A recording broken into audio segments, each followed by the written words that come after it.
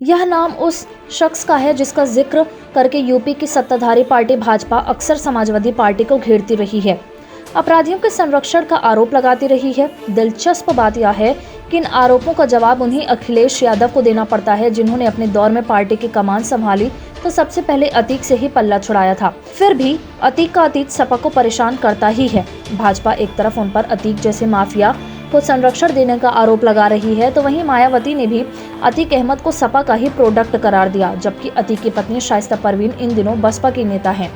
यही नहीं, जिन बसपा विधायक राजू पाल की हत्या का आरोप अतीक अहमद पर लगा था, उनकी पत्नी पूजा पाल अब समाजवादी पार्टी में है।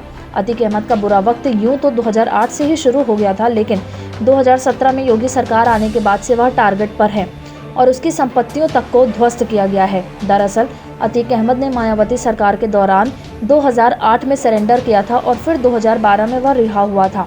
इसके बाद उसने 2014 में सपा के टिकट पर ही लोकसभा का चुनाव लड़ा था।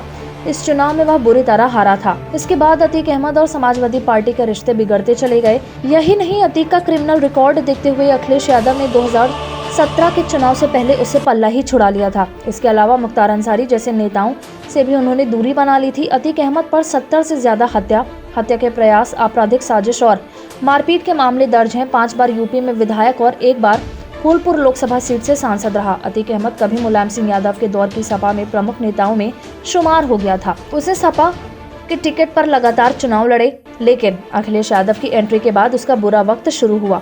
फिर भी सपा अतीक के नाम पर घिरती है तो इसकी वजह यही है कि सपा में ही आकर वह बड़ा नेता बना था।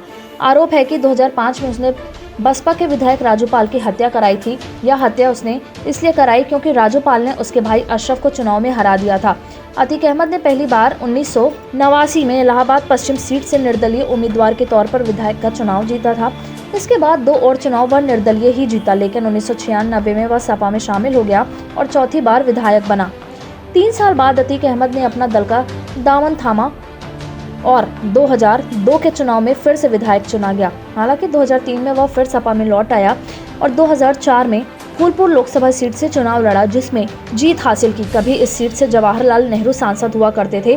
फिर 2005 में राजू पाल की हत्या के मामले में उसका नाम आया। वह अपराध और सियासत के गठजोड़ का पर्याय बन गया। उसी राजू पाल हत्याकांड के गवाह उमेश पाल थे, जिनकी बीते सप्ताह प्रयागराज में दिन दहाड़े गोलियां मारकर हत्या कर दी गई। इस हत्या में भी अतीक अहमद का ही नाम सामने आ रहा है।